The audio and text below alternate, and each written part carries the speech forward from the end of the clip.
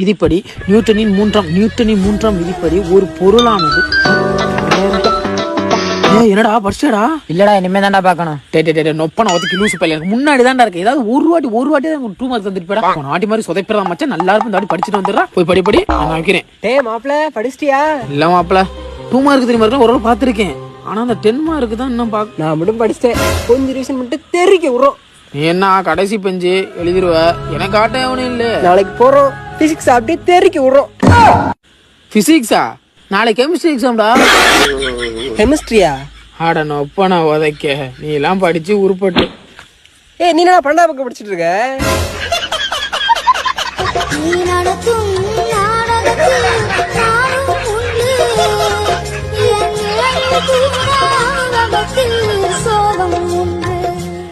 அதுதான் மாப்பிள்ள கொஸ்டின்லாம் ஈஸியா இருந்துச்சு.